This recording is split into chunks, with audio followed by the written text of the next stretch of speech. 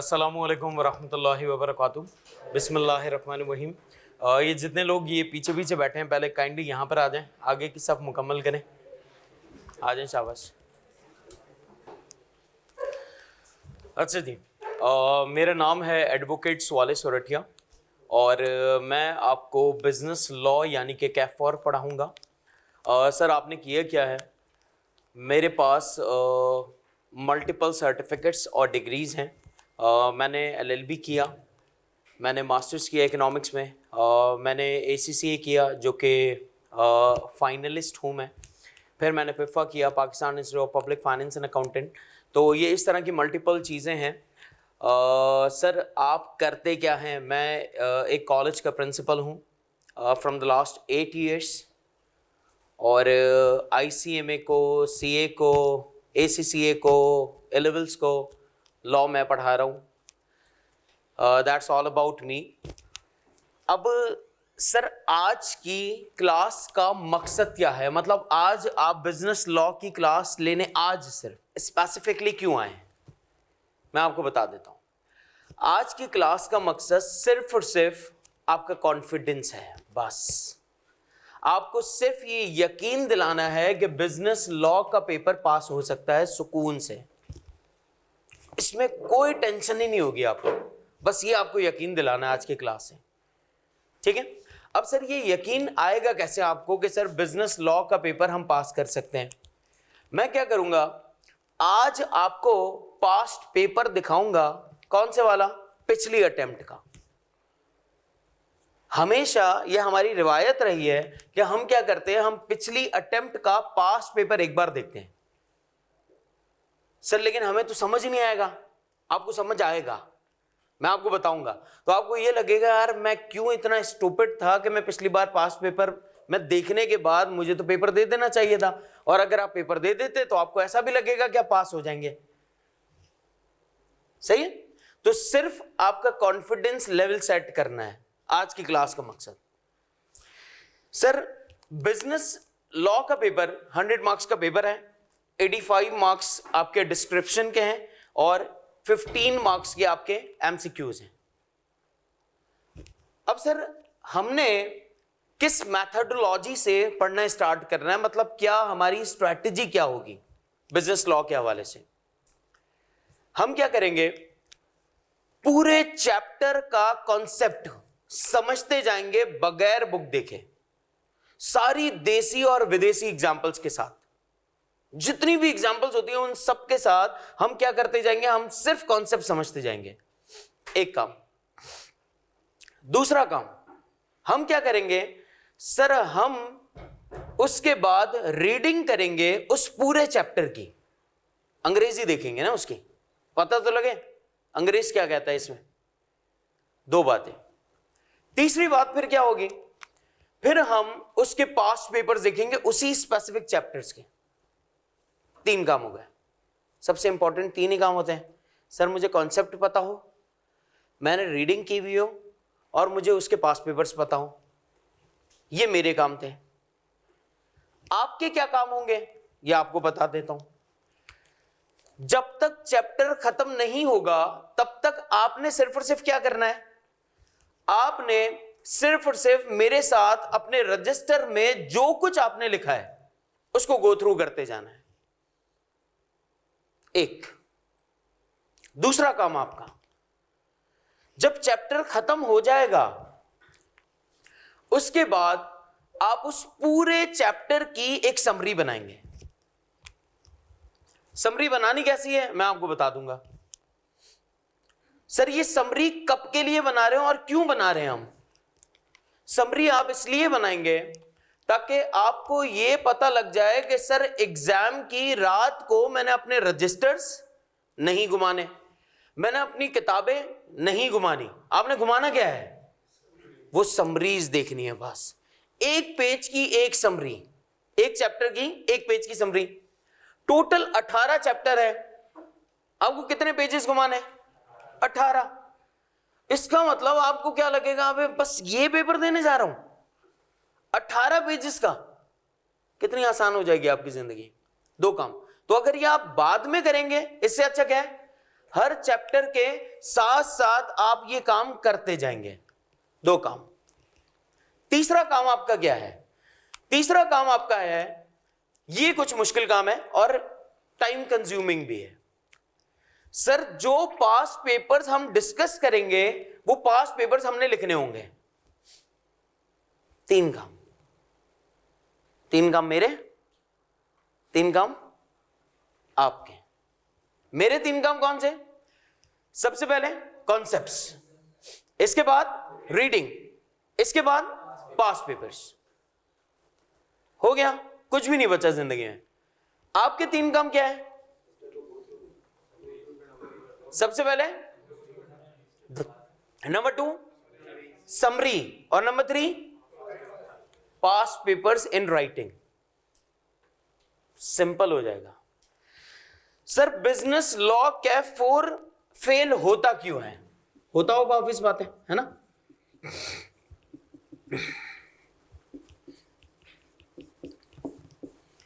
Failures की reasons क्या क्या होती हैं? नंबर 1 क्लास में अटेंटिव ना होना। सर मैं सो जाऊं थोड़ी देर, सो जा लेकिन उठ तो जाना। आप क्या करते हैं? सोते हैं, सोते ही हैं, फिर उठना है आपको। 1 सर क्लास में लेट एंटर होना, क्लास मिस कर देना, ये सारी की सारी चीजें क्या हैं? आपको फेलियर की तरफ लेकर जाती हैं। सर सेलेक्टिव स्टडी करना। हम क्या करते हैं? सेलेक्टिव स्टडी करते हैं, कुछ पार्ट पढ़ते हैं, कुछ कहते हैं यार छोड़ देते हैं। अभी आपको बोला किसने होता है छोड़ने को? आप देखते हैं यार कुछ चीजें पिछली अटेम्प्ट में आ चुकी हैं, आप कहते हैं ये तो छोड़ ही दें, अब छोड़ देते हैं। फिर कुछ फेसबुक वॉरियर्स होते हैं जो फेसबुक पे लगे हुए होते हैं और आपको बताते हैं जानी इस अटेम्प्ट के लिए ना ये टॉपिक कर। अब वही टॉपिक आप कहते हैं बस यही करना है। फिर कुछ आपका दिल नहीं मान रहा होता, आप कहते हैं नहीं यार बचपन से जो तू कहता आया है ना वही हुआ है, तो ये चीजें तू छोड़ दे।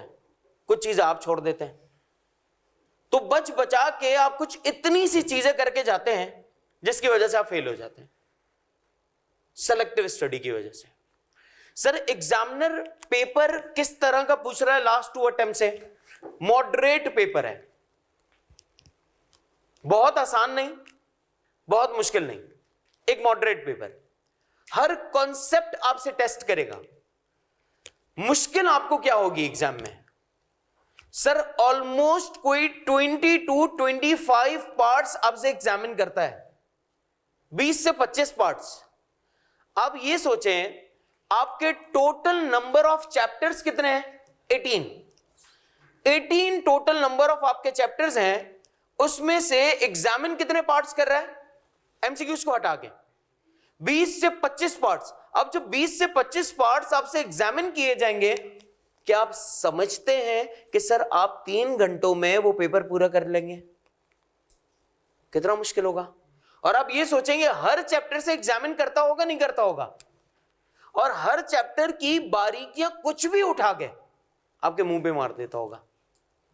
आसान हल क्या है? आप भी उसी के मुंह पे मार दें।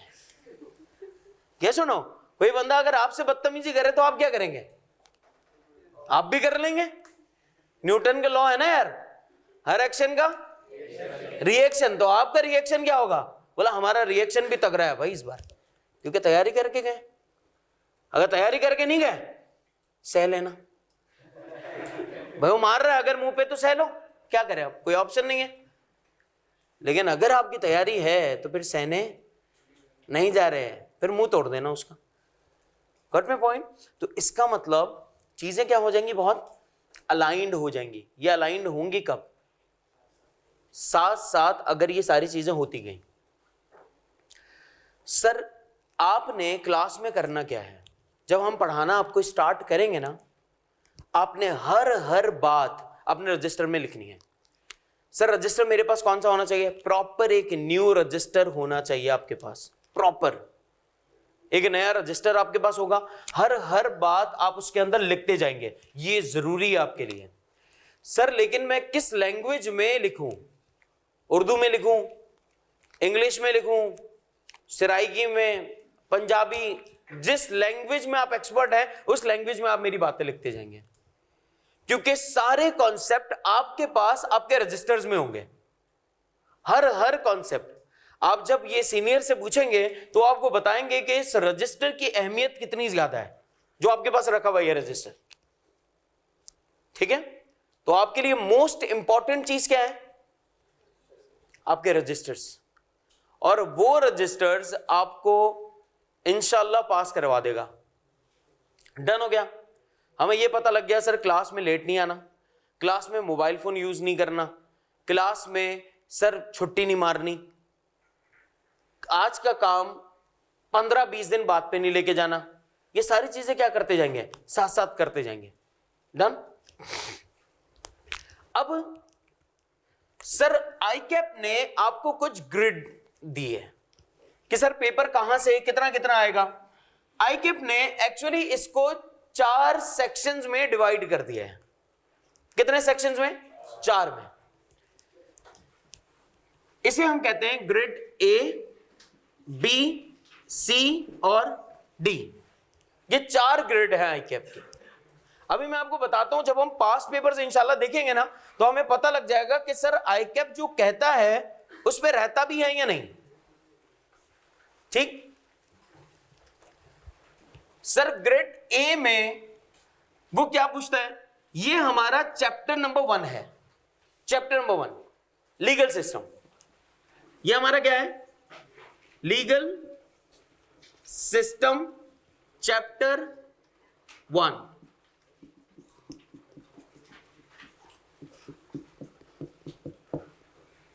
सर यहां से कितने नंबर का एग्जामिनर एग्जामिन करता है?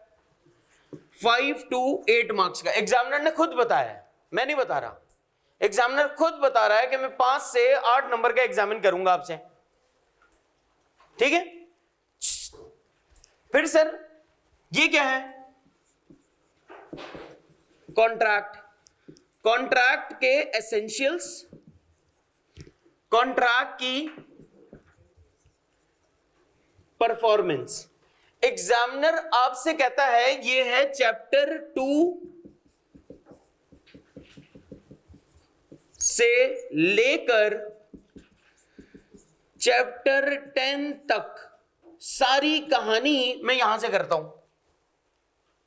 एग्जामिनर कहता है सर 45 to 55 मार्क्स का यहां से एग्जामिन करूंगा। आधा पेपर, आधा पेपर। सर एग्जामिनर ऐसा करता भी है या नहीं? करता है, करता है। जो कहता है वैसा करता भी है, कम उबेश। फिर सर यहां पे क्या है? पार्टनरशिप, नेगोशिएबल इंस्ट्रूमेंट और last 3 chapters. Last 3 chapters and last 3 chapters. Sir यहां से कमोबेश कोई 35 से 40 नंबर का यहां से पूछता है। ये एग्जामिनर ने आपको एक रफली आइडिया दे दिया है कि मैं इसी तरह आपसे एग्जामिन करता रहूंगा। ठीक है, ये इसका एक रफली आइडिया है एग्जामिनर का। ये अपने पास नोट करें शाबाश कि सर ये करेगा आपका एग्जामिनर आपके साथ।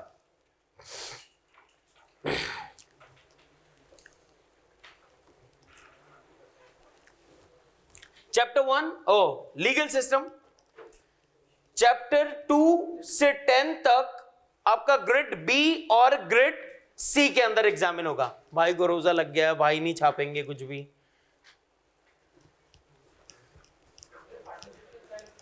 जानी negotiable instrument. Last 3 chapters, 3 chapters हैं जो कि पिछले 5 अटेम्प्ट पहले आए हुए हैं। 5 से 6 अटेम्प्ट पहले 3 चैप्टर्स एग्जामिनर ने इंट्रोड्यूस करवाए, इससे पहले नहीं थे। इसका मतलब एग्जामिनर यहां 3 चैप्टर से पूछता ही पूछता है, कहता है मैं यहीं से पूछूंगा।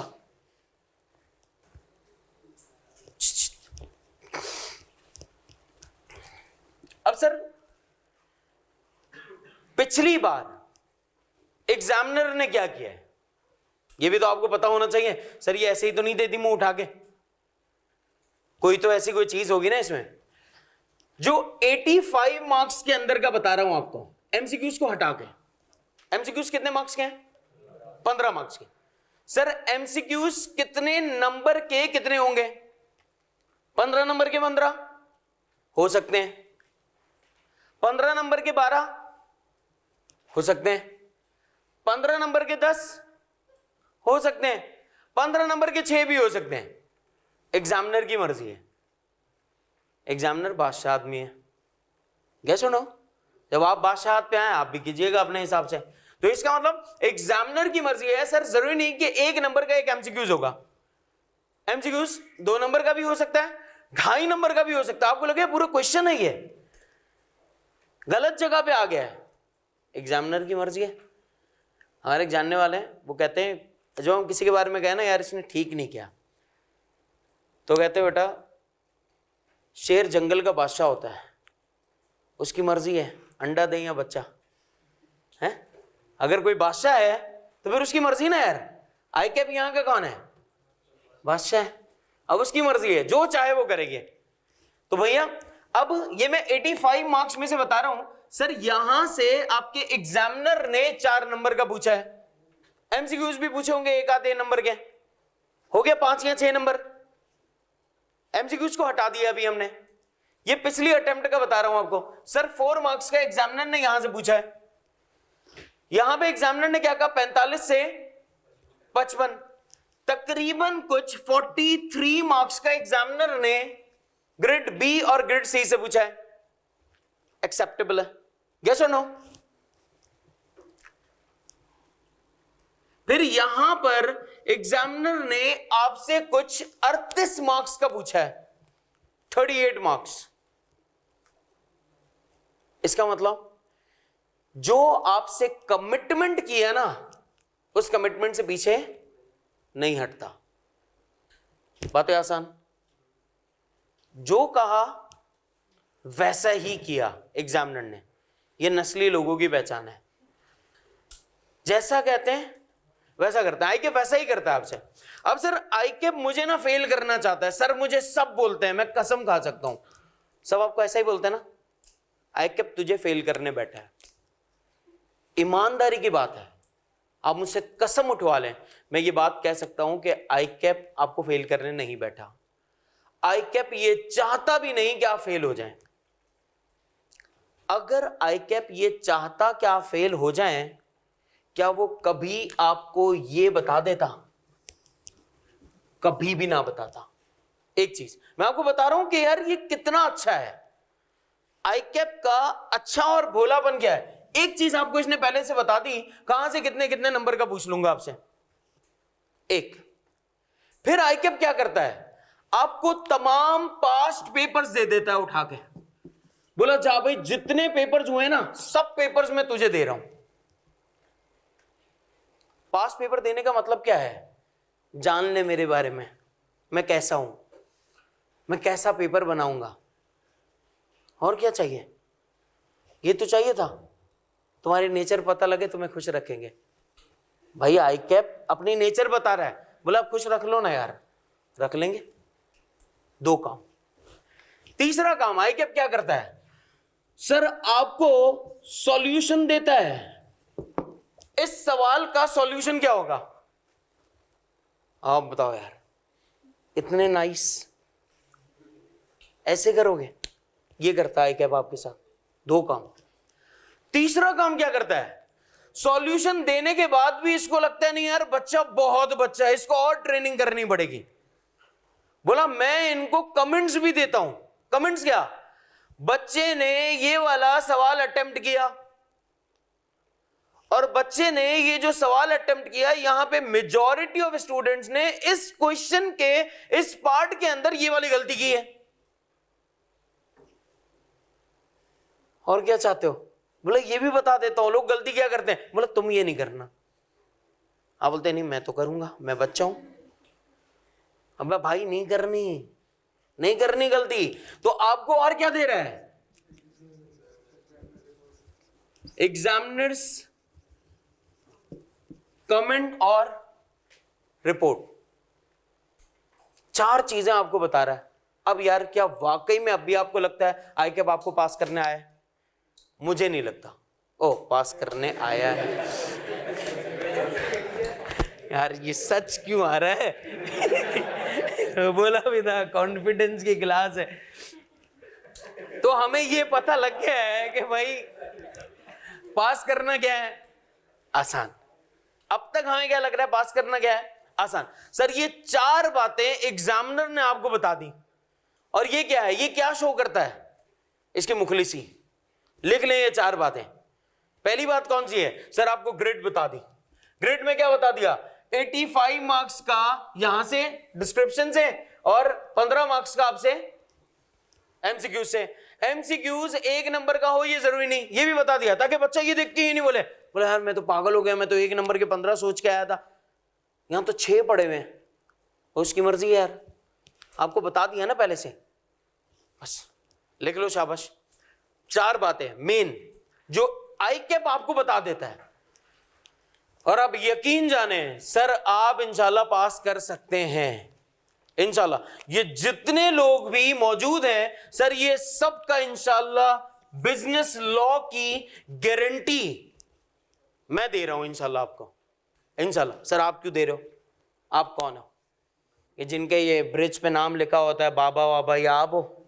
नहीं, अब मैं मेहनत करूंगा। मेहनत किन पे कर रहे हैं? आप लोगों पे भाई। कुछ मेहनत आपकी है, 3 काम मैंने अपने बताए और 3 काम आपके हैं। वो 3 काम में से जो मुश्किल, जो टाइम कंज्यूमिंग काम जो होगा ना, वो आपको पास पेपर्स लिखने का होगा। सर फेल होने की सबसे बड़ी वजह क्या है? हम पास पेपर्स लिखते नहीं है, बल्कि हम लिखते ही नहीं है। आप देखें यार, एक चीज आपने कभी देखा होगा कि सर ये जो एफआर वगैरह है, फाइनेंशियल रिपोर्टिंग, फाइनेंशियल अकाउंटिंग, इसमें लोग ज्यादा टाइम स्पेंड करते होंगे या थ्योरेटिकल सब्जेक्ट पर ज्यादा टाइम स्पेंड करते होंगे? प्रैक्टिकल में for sure. Sir passing ratio किसका ज्यादा है? थ्योरी का। अब आप ये सोचें कि सर लोग इतना टाइम वहां पे लगा क्यों रहे हैं? इंटरेस्ट। एक चीज सही आ गई फिर भी करते हैं, बोला मजीद प्रैक्टिस। जो नहीं कर रहा वो तो कर ले, कुछ 1 बार कर ले, 2 बार कर ले, देख तो ले से उनको। आप देखते नहीं। फर्ज करें अगर आप 100 आवर्स अपने प्रैक्टिकल सब्जेक्ट के ऊपर इन्वेस्ट करते हैं ना, तो आप, मेरा ख्याल है कि उसमें से कोई 30 to 35 आवर्स अपने थ्योरेटिकल सब्जेक्ट पे स्पेंड करते हैं सर, जो कि बिल्कुल रीजनेबल नहीं है, जो आपके फेल करने के लिए, किसी भी शख्स के फेल होने के लिए बहुत काफी है, सफिशिएंट है। तो इस वजह से हमारी ये कोशिश होगी कि आपका हर कॉन्सेप्ट आपके पास, आपके रजिस्टर में, आपके दिमाग में हो, ताकि आप जब घर पर जाएं तो आपको उस चीज को पढ़ने को दिल करे। मैं जरा पास्ट पेपर्स देख लूं, पास्ट पेपर्स आए नहीं आए, कहां तक पहुंच गए ये। ठीक है, 1 मिनट रुके आप। हाँ भाई, पास्ट पेपर देखने हैं ना, पता तो लगे एग्जामिनर है कितने पानी में, कैसे आपसे सवाल पूछता है, कैसे बच्चे रो रहे हैं। एग्जाम प्रेशर, असल मसला क्या है एग्जाम प्रेशर का? अच्छा यार, कुछ मिस्टेक्स जो स्टूडेंट्स कर लेते हैं, ये मैं आपको बता देता हूं। बच्चे क्या करते हैं सर, एमसीक्यूज क्वेश्चन पेपर के अंदर टिक करके आ जाते हैं, फिर इसमें क्या गलती? और एमसीक्यूज खुद घर पे भी लेके आ जाते हैं। इनको लगता है इनके मम्मी पापा ही चेक कर रहे हैं। अबे भाई, आपने एमसीक्यूज कहां पे सॉल्व करने हैं? आंसर शीट पे। आंसर शीट पे। ये 2 बच्चे हो गए मेरी जिंदगी में जिन्होंने ये हरकत की है, जिन्होंने ये हरकत की है। मैंने बताया भी था ये हरकत नहीं करना, फिर भी वो करके आ गए। हाँ भाई, मंगनी कर लो दोनों। यार मैं बात करूंगा ना भाई,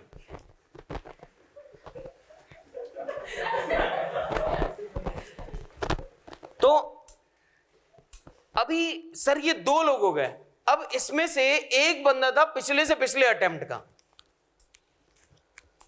सर वो पास हुआ या फेल? आपने 15 नंबर का भंड किया है, आप पास हो सकते हैं? आई कैप में यार इतना मार्जिन नहीं होता, वो फेल हो गया। एक स्टूडेंट जो इस बार करके आया है वो इंशाल्लाह अमली नमूना बनेगा, क्योंकि वो पास हो जाएगा ना इंशाल्लाह, मैं उम्मीद कर रहा हूं। मैंने बोला मैं तेरे लिए प्रार्थना कर रहा हूं भाई बैठकर कि तू पास हो जाए। क्यों? क्योंकि तूने एमसीक्यूज घर पे लेकर आया ना यार, अब कोई ऑप्शन तो है नहीं। मैंने कहा भाई सिर्फ दुआ करते हैं, वो इंशाल्लाह हो जाएगा तेरा, बस ये ऑप्शन बचा है। आप ये हरकत नहीं करेंगे कि हमें एक्स्ट्रा दुआ करने की भी जरूरत पड़े। बोला कोई बोले ना दुआ कर रहा हूं, बोला नहीं नहीं इंशाल्लाह वैसे ही हो जाएगा। ठीक हो गया? तो आपने एमसीक्यूज कहां पे अटेम्प्ट करने हैं? अपनी आंसर शीट के अंदर अटेम्प्ट करने हैं। एक चीज मोस्ट इंपॉर्टेंट अपने पास लिख लें, सर हर क्वेश्चन न्यू पेज से स्टार्ट करना है या नहीं? जी हां, हर क्वेश्चन कहां पे स्टार्ट करेंगे? From new page. Every question should start from new page. एक चीज सर, हर क्वेश्चन या क्वेश्चन का सब पार्ट भी, क्वेश्चन का सब पार्ट भी न्यू पेज से आपने स्टार्ट करना है।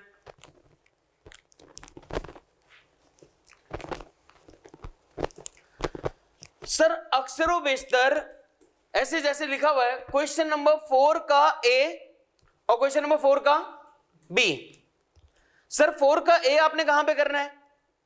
न्यू पेज पे। 4 का बी भी आपने कहां पे करना है? न्यू पेज से। सर 4A1, 4A2, अब ये कहां पे करना है? न्यू पेज से। भाई हमें किस बात का मसला है? पैसे दिए ना यार आई कैप को, तो उसकी शीट्स इस्तेमाल कर लो, क्या मसला है? कोई नहीं, बस समझ आ रही है? तो आपको इस तरीके से एग्जाम में ऐसे पेपर के ऊपर ऐसा बॉक्स दिया हुआ होगा, आप क्या करेंगे?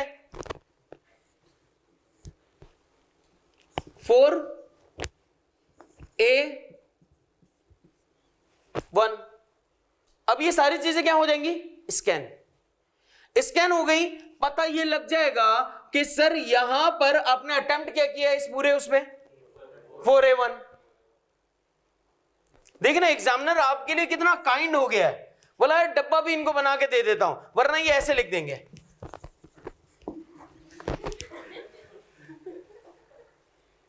अब बताएं ये फेल करना चाहेगा कभी? बोला डब्बे बना के दे रहा हूं। बचपन में अम्मी आपको निवाले बना के देती थी, क्यों? गिराओ ना। एग्जामिनर यही काम कर रहा है आपके साथ, हर चीज आपकी सहूलत के हिसाब से। अब सर अगर मैंने फर्ज करें 5B करना है, क्या करूं? 5B लिख दें, 5 और B। क्या हुआ भाई? हसन भाई पास पेपर्स का सही है। अब सर हमारे पास बिजनेस लॉ की ट्रिक्स बता दें सर, ट्रिक्स क्या है? बिजनेस लॉ के अंदर एग्जामिनर आपसे केस स्टडी पूछेगा, लिखें अपने पास, हाईलाइट करें केस स्टडी। केस स्टडी का मतलब क्या है? आपको एक केस देगा, एक सिनेरियो देगा। बोला एक बंदा गया एक दुकान पे, दुकान से माल उठाया, छप्पड़ किया, गायब। अब बताएं दुकानदार का उस चोर के ऊपर क्या हक बनता है? अब ये केस बना के दे दिया आपको। अब सर इस केस को हल करने का कोई तो स्ट्रैटेजी होगी ना हमारी। ये ऐसे लिखते हैं, चोर को पकड़ो और मारो, जला देना, माफी नहीं है। हमें भाई तुम ये जो लॉ अप्लाई करते हुए आ रहे हो ये नहीं होगा, इसके लिए एक अलग से लॉ है। क्या करेंगे? आपने करने हैं कुछ ये काम। सबसे पहला आप क्या करेंगे? सर आप एग्जामिनर को बताएंगे कि इस क्वेश्चन के, इस केस स्टडी के अंदर इशू क्या है। इशू पता होगा, सवाल से समझेंगे तो बताएंगे, एक चीज। दूसरा, सर एप्लीकेबल लॉ कौन सा है यहां पे? एप्लीकेबल लॉ, इसको आप सिर्फ लॉ भी लिख सकते हैं। कौन सा लॉ अप्लाई हो रहा है यहां पर? सर ये हमें कैसे पता होगा? ये जो आप पढ़ेंगे ना, उसी में से आपको एक्सट्रैक्ट करके यहां पे लॉ लिखना है। तीसरा, सर आपने यहां पर एक्सप्लेनेशन देनी होगी। एक्सप्लेनेशन कहां से देंगे? उस केस स्टडी से। कहां से देंगे? केस स्टडी से। जो कुछ केस में हुआ है और जो कुछ आपका लॉ कहता है, दोनों को मिलाएंगे और लिख देंगे। चौथी चीज, अब आप देख रहे हैं सर ये क्या मैंने हेडिंग्स लिख लिख के करना है ये काम? हेडिंग लिखकर? हाँ, हेडिंग लिखकर। मैं एग्जामिनर को बताऊंगा मैं इशू लिख रहा हूं, हेडिंग लिख के बताऊंगा। सर मैं एग्जामिनर को बताऊंगा मैं लॉ लिख रहा हूं यहां पे। मैं एग्जामिनर को बताऊंगा मेरा डिसीजन आ गया है। एग्जामिनर क्या चाहता है? आप डिसीजन ऐसे दो जैसे कि आप जज हो। तो हम क्या करेंगे? वैसे डिसीजन देंगे, फिर हम जज हैं। तो सर यहां पर चौथी चीज क्या है? That is decision. चौथी चीज क्या है? डिसीजन। सर इसको याद रखने के लिए आप ऐसे लिख लें, ILED, एलईडी, ILED, ये इसका फॉर्मूला है। केस स्टडी को सॉल्व करने का फॉर्मूला क्या है? एलईडी। आई कब यूज करेंगे ये मैं आपको बता रहा हूं अब। सर एग्जामिनर जो है आपसे क्वेश्चन पूछता है 3 नंबर का। सबसे पहले एग्जामिनर आपसे केस स्टडी पूछता है 4 नंबर की, 4 नंबर की। आप क्या करेंगे? चारों चीजें बताएंगे। इशू बताएंगे, लॉ बताएंगे, एक्सप्लेनेशन बताएंगे और डिसीजन बताएंगे। ऐसा ही है, ये आप कर लेंगे। सर अगर एग्जामिनर मुझसे 3 नंबर का पूछे, अब मैं क्या करूं? लॉ, एक्सप्लेनेशन और डिसीजन। सर एग्जामिनर अगर मुझसे 2 नंबर का पूछे तो असल चीज क्या पढ़ने आए हो? लॉ। तो इसका मतलब लिखना क्या क्या होगा? लॉ और डिसीजन। यस और नो? और अगर 1 नंबर का, अब एमसीक्यूज थोड़ी है भैया, यस और नो मतलब कुछ ख्याल भी करता है एग्जामिनर आपका। तो हमें यह पता लग गया कि सर केस स्टडी को सॉल्व करने का यह तरीका। अब सर हमें अंग्रेजी कितनी लिखनी पड़ेगी? असल मसला क्या है? सर अंग्रेजी मुझे कितनी लिखनी है? इशू में आपको ज्यादा अंग्रेजी नहीं लिखनी, क्योंकि इशू आप कहां से उठाएंगे? सवाल के अंदर जो मसला लिखा हुआ है ना, वही मसला उठा के लिखना है। मैं समझ गया हूं मसला क्या है, एग्जामिनर को बताना है मैं समझ गया हूं ये मसला है। सर लॉ कहां से लिखेंगे? आप अपने नोट से, अपने दिमाग से। एक्सप्लेनेशन में आपको अंग्रेजी लिखनी पड़ेगी। डिसीजन में सर आपको अंग्रेजी नहीं बतानी, आपने बताना है यहां पे कॉन्ट्रैक्ट हो रहा है या नहीं हो रहा, इसको डैमेजेस मिलने चाहिए या इसको डैमेजेस नहीं मिलने चाहिए। खत्म।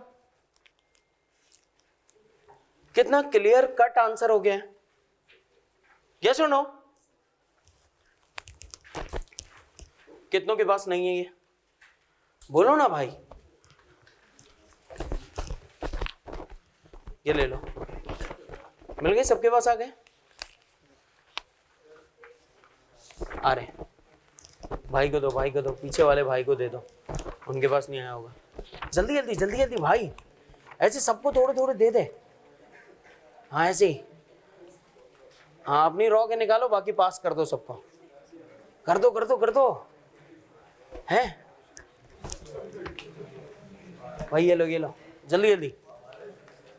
भाई को भी दे, भाई को भी दे, इन भाई को भी है। मिल गया सबको? चलो अच्छा जी, हेलो, अभी देखना नहीं है, ये एक तो रूल याद रख लें, जब तक कोई बंदा आपको कुछ देखने को ना बोले तब तक देखिएगा। कब देखना? जब कोई परमिशन दे। अभी आपको परमिशन दी है, फिर क्यों देख रहे हो भाई? यार इस पास्ट पेपर्स को इतने तफरी मजाक में नहीं देखें। पहले तो आप सीरियस हो जाएं कि यार मैं एग्जाम में बैठा हूं, सीरियस हो जाएं, सीरियसनेस ले आए। सर मैं एग्जाम में आ गया हूं और अब मेरे सामने ये पेपर आ गया है और आज मुझे ये पेपर अपने दिमाग से हल करना है। अब मैं क्या करूंगा? जब आपके पास इस तरह पेपर आएगा, आपको 15 मिनट रीडिंग टाइम की, आपको 15 मिनट प्लानिंग की देगा। पता है आपको ये बात? आपके पास 15 मिनट्स रीडिंग टाइम है, लिख लें अगर नहीं पता। आपके पास कितनी मिनट्स हैं? 15 मिनट्स हैं रीडिंग के, 15 मिनट सर सफिशिएंट है इंशाल्लाह। अब इसके अंदर आपने दो में से कोई भी एक काम करना है उस 15 मिनट में। मैं आपको पास्ट पेपर्स अप्रोच बताने जा रहा हूं, दो में से कोई भी एक काम करना है। सर या तो हम उस 15 मिनट के अंदर एमसीक्यूज के ऊपर धमाल कर देंगे, या हम उस 15 मिनट के अंदर सारे क्वेश्चंस को रीड करने की कोशिश कर लेंगे। दो काम। अभी तो आए, कोई बात नहीं, बोलो इंतजार करें। बोल दो बस। ये पास्ट पेपर्स दिखाने हैं, इनको आधा घंटा सिर्फ चाहिए मुझे। हाँ 1 मिनट। पास्ट पेपर्स एसी खुला हुआ है, बिठा दूं अंदर? बिठवा दूं भाई? अगर कोई इंतजार कर रहा हो उनको अंदर बिठा दो यार। कोई भी शख्स जो क्या आया वो बच्चों को लेने, ठीक है ना? इंपॉर्टेंट चीज है इसलिए कह रहा हूं, क्योंकि ये पता है अब ये हम डिस्कस कब करेंगे जिंदगी में? अब ये हम डिस्कस करेंगे सर जब आपको पेपर आता होगा। अभी आपको कुछ भी नहीं आता और आप ये देख रहे हैं, और जब ये आता होगा कॉन्फिडेंस लेवल कितना अलग होगा आपका। आपने दो में से एक काम करना है सर, या तो आपने एमसीक्यूज या उस 15 मिनट में आपने क्वेश्चंस। अब सर आपने जब क्वेश्चंस रीड किए तो यहां पर फर्ज करें ये लिखा हुआ है 1 तो आपका एमसीक्यूज है, यहां लिखा हुआ है क्वेश्चन 2 3 4 5 6 7 8 9 10, टोटल 10 तक क्वेश्चंस होंगे। ऐसा ही है 10 तक। सर अब आपको लगता है कि यार आप पहले अटेम्प्ट करोगे क्वेश्चन नंबर 4, तो आप यहां पे क्या कर दो 1 लिख दोगे। इसका मतलब सर आप प्लान्ड हो कि आपने अटैक कहां पे करना है,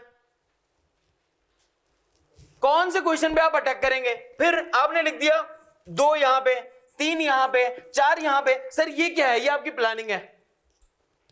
ये प्लानिंग सर आपका टाइम सेव कर रहा है। आपको ये पता है कि मैंने करना क्या है एग्जाम में। जल्दी से आते हैं सर क्वेश्चन नंबर 2 पे। एमसीक्यूज को हटाएं, क्वेश्चन नंबर 2 पे आ जाएं। मिल गया? शाबाश, साथ हो सारे? यस और no? Excellent. Question number 2A, read. Under the provision of the Contract Act 1872, describe quasi contract. अब आपको quasi contract के बारे में कुछ भी नहीं पता। आगे, and explain the circumstances in which a quasi contract may be formed.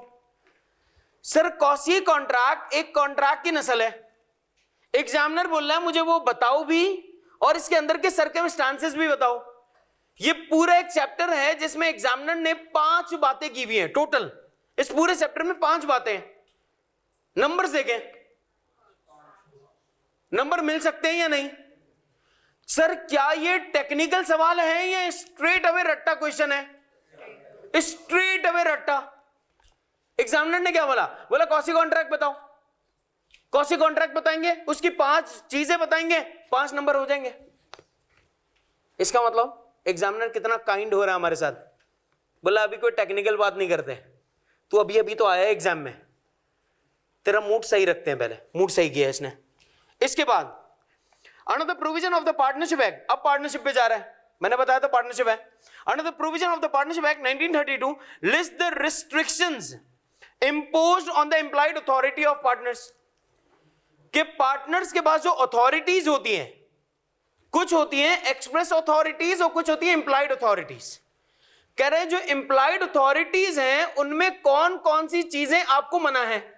Partners वो काम नहीं कर सकते। पार्टनर को लगेगा कि मेरी अथॉरिटी है, जबकि वो उसकी अथॉरिटी नहीं होगी, वो उसके ऊपर रिस्ट्रिक्शंस होंगी। वो पूछ रहा है वो रिस्ट्रिक्शंस बता दो। सर रट्टे वाला सवाल है या कॉन्सेप्चुअल सवाल है? सर लॉजिकल तो नहीं है, सिर्फ रट्टा है। इसका मतलब आप एग्जाम के अंदर गए और कॉन्फिडेंस कितना बढ़ गया। अगर आपको पहले ही इतनी बड़ी अंग्रेजी में लिखी हुई केस स्टडी दे देता, आपकी जिंदगी वहीं बर्बाद नहीं हो जाती। यस और नो? एग्जामिनर आपसे क्या कह रहा है, जो कुछ पढ़ के आया ना पहले वो छाप ले, छोड़ सब। इसके बाद देखें, under the provision of the competition act 2010 identify the agreement that is specifically void unless exempted otherwise। वो चीजें बतानी है कंपटीशन एक्ट में जो कि गलत है, जो प्रोहिबिटेड है, जिनका मना किया हुआ है। अब यार आप एक कॉमन बंदे की हैसियत से सोचें एक मिनट के लिए। कॉमन कंपटीशन सेलर्स के बीच में होता है, सप्लायर्स के बीच में होता है, मैन्युफैक्चरर्स के बीच में होता है, ऐसा ही है? यस और नो?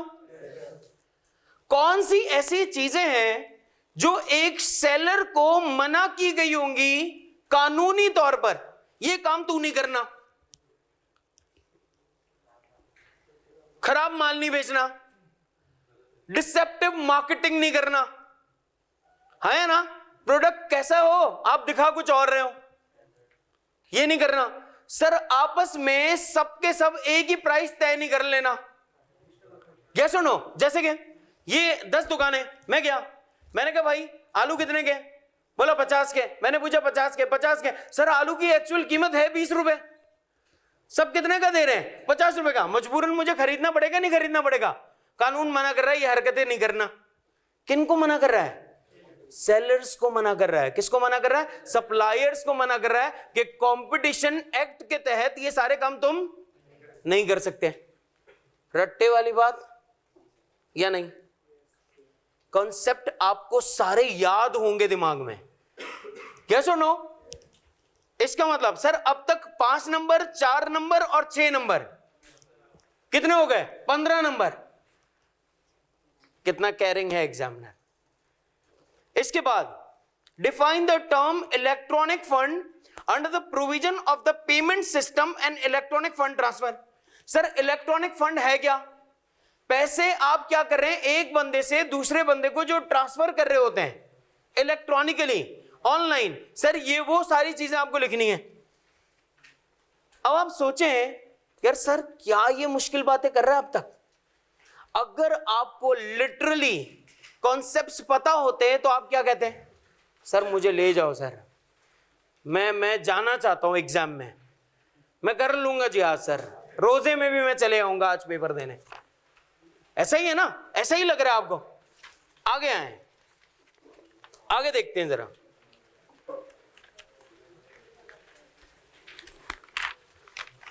हाँ भाई, अब sir question number 4, briefly describe the legislative process for a bill passed by. अच्छा बिल का मतलब होता है लॉ। लॉ कौन पास कर रहा है? कह रहा है नेशनल असेंबली पास कर दे लेकिन सेनेट रिजेक्ट कर दे। अब सर अभी आपको ये नहीं पता कि नेशनल असेंबली क्या है, सेनेट क्या है, कहां से लॉ कहां पे जाता है। सर ये बात इसने आपसे कहां से पूछी है? लीगल सिस्टम से पूछिए। कहां से पूछिए? Legal system. कैसे पता लगा? लेजिस्लेटिव प्रोसेस पूछ रहा है। कितने नंबर का? 4 नंबर का। बोला क्या था मैं कितने नंबर का पूछूंगा? 5 से 8 नंबर का। 4 नंबर का पूछ लिया, इसमें एमसीक्यू शामिल। बात समझ आ रही है? अब जरा देखें, अब आपको लग रहा है आपने कोई जिंदगी हिला देने वाली कोई चीजें आई हैं। जरा देखें सवाल की नौइयत देखें। क्वेश्चन नंबर 5 में ए, बी, सी, डी, अंग्रेजी से भरपूर। अब एक चीज सुन लें सर, जब भी कभी मेरे सामने इस तरह के सवाल आए, मैं घबरा जाऊं या नहीं घबराऊं? आपको ये बात पता लगेगी उस क्वेश्चन को रीड करने के बाद। It's too early to decide कि मैं घबराऊं या ना घबराऊं। सर कैसे है? एग्जामिनर आपके साथ क्या कर रहा है? एग्जामिनर अक्सरों बेशतर आपको इतनी सारी अंग्रेजी लिख कर देता है और आपको लगता है कि भाई मैं तो गया, जबकि ऐसा हकीकत में है नहीं। होता क्या है कि इतनी अंग्रेजी लिखेगा और नीचे क्या बोलेगा, इसके राइट्स बता दो। अब आप क्या बोलेंगे, मजाक करता हमसे हैं? ये हरकतें कर रहा है, इतने प्रेशर में हम बैठे हैं और ये मजाक कर रहा है, आपको बुरा लगेगा नहीं लगेगा यार? तो एग्जामिनर कभी कभी क्या करता है कि आपको 5, 6, 7 लाइनों की अंग्रेजी लिखकर देगा और इसके बाद आपके साथ क्या करेगा, आपसे स्ट्रेट अवे कोई बात पूछ लेगा। स्ट्रेट अवे कोई बात, इसके राइट्स बता दो, या इसकी ड्यूटीज बता दो, या इसमें ये बता दो, या उसमें वो बता दो। भाई लॉजिकल बात पूछना। तो कभी कभी तो वो लॉजिकल बात पूछता है और कभी कभी आपको आजाद छोड़ देता, बोला कोई लॉजिकल बात ही नहीं है, ऐसे ही तुम्हारा टाइम जाया कर रहा था। एग्जामिनर ऐसा करता है, ऐसा करता है। ये मैं आपको मेंटली प्रिपेयर कर रहा हूं।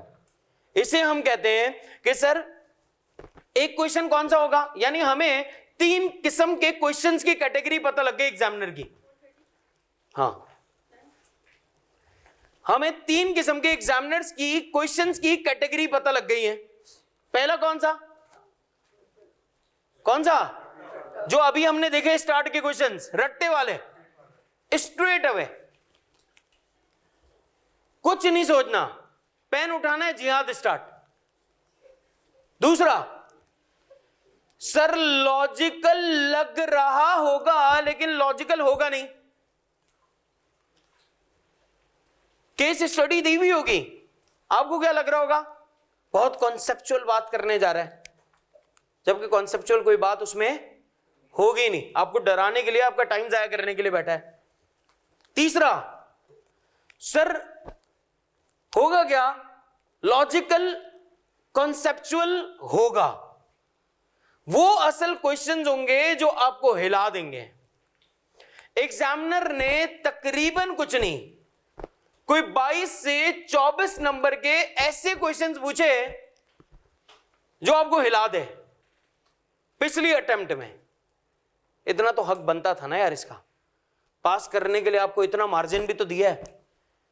उसने 22 से 25 नंबर आपसे ऐसे पूछे कि आप एग्जाम में हिलेंगे जरूर। अब हम आते हैं उन क्वेश्चंस पे।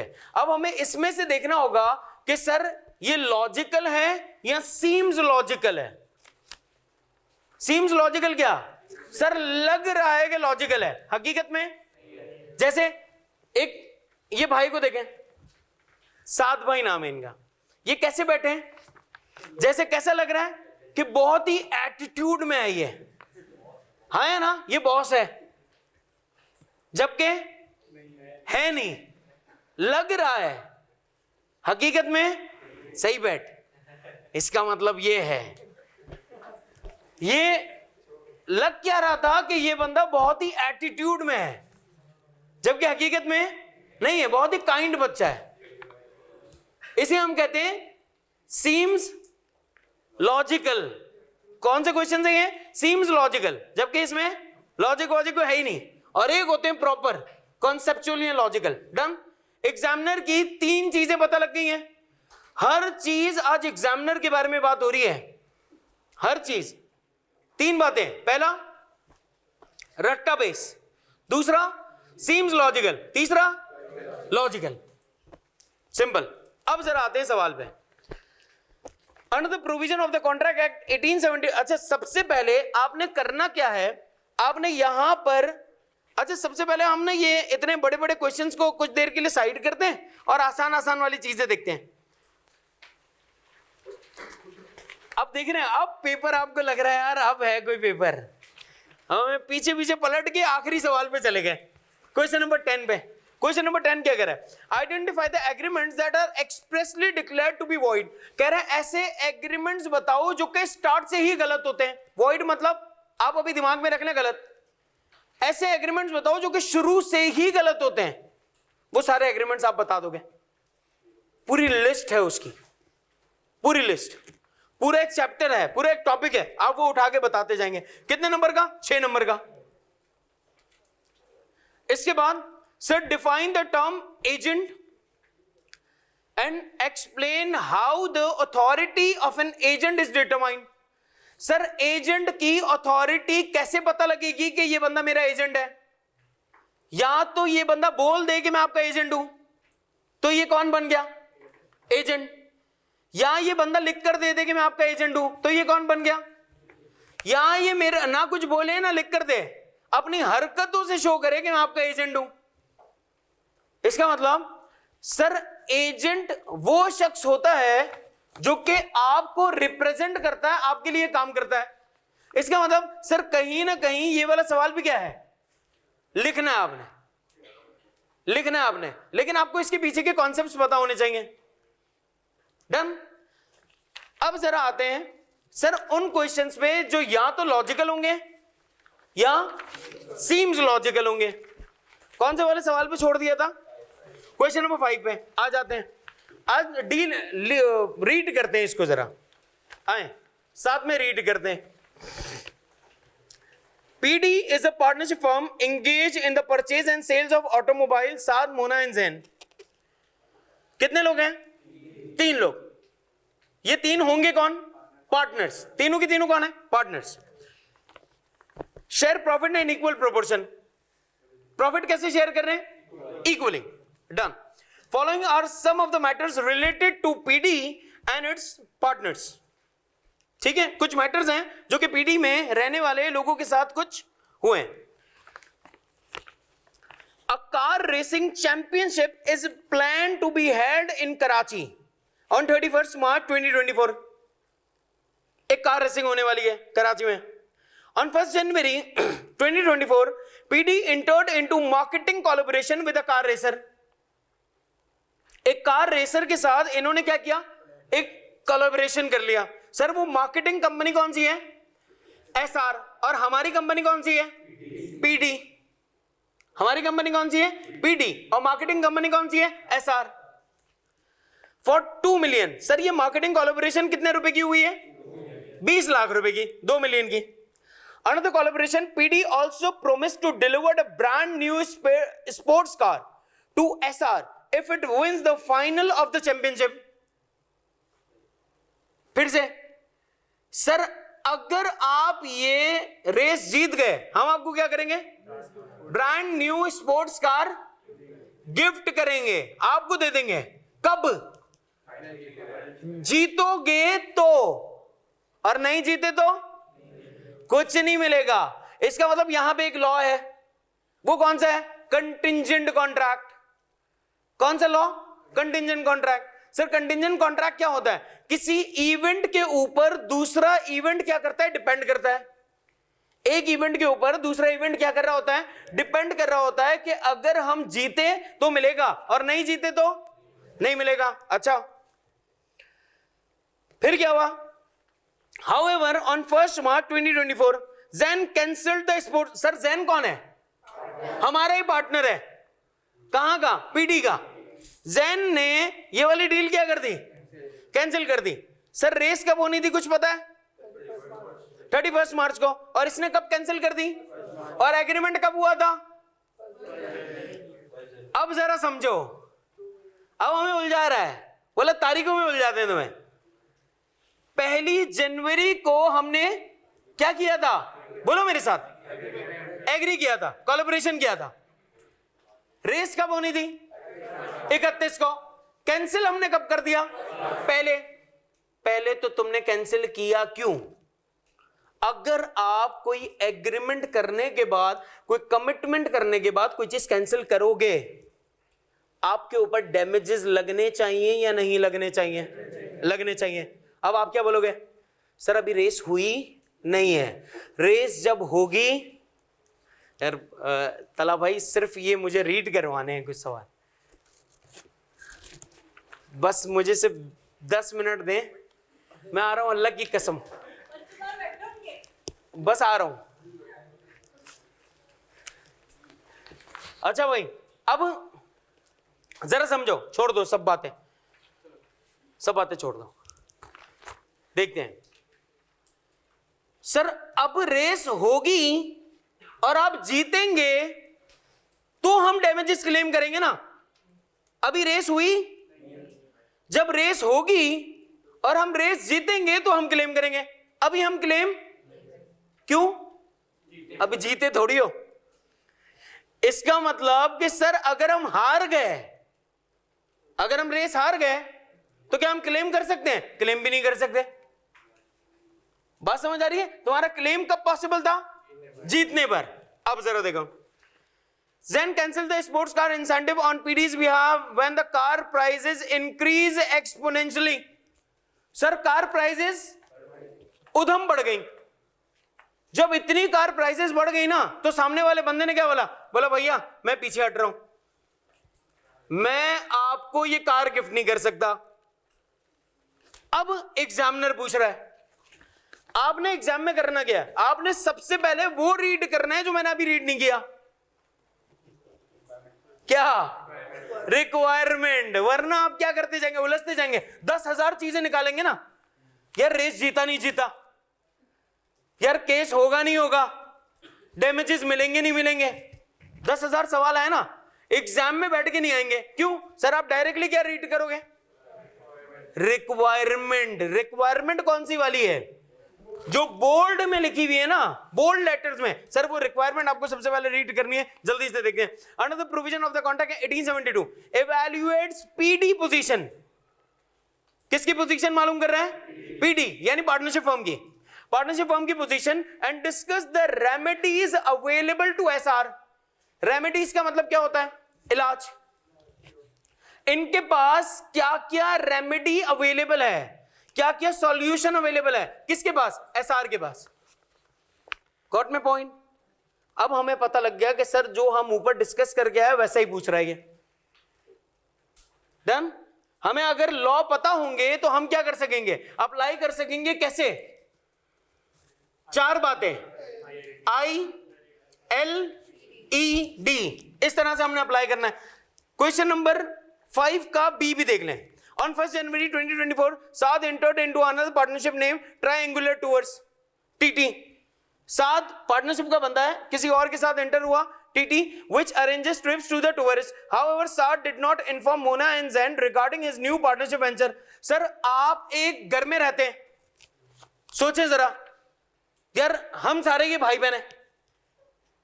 अब अज्यूम करें कि यार मैं आपसे कोई काम छुपा के करूं, मुझे करना चाहिए या नहीं? सोचे ना यार, मैं कोई लीगल काम कर रहा हूं, मुझे आपसे छुपा के करना चाहिए या नहीं करना चाहिए? मैं एक पार्टनरशिप के अंदर हूं, यार मुझे पार्टनर से छुपा कर कोई काम करना चाहिए या नहीं करना चाहिए? सर मुझे पार्टनर्स को हर इंफॉर्मेशन क्या कर देनी चाहिए? प्रोवाइड करनी है। वरना पार्टनर्स को क्या लगेगा, ये कहीं चोर तो नहीं है, ये हमसे छुपा क्यों रहा है?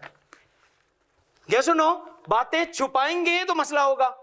अब सर यार मैं एक पार्टनरशिप में जॉब करता हूं, और जॉब नहीं कर, पार्टनरशिप में पार्टनर हूं, मैं एक पार्टनरशिप के अंदर पार्टनर हूं। हम क्या करते हैं सर? हम कार्स को रिपेयर करते हैं, इंपोर्ट करते हैं और रिपेयर करके फिर इसको लोकली भेज देते हैं।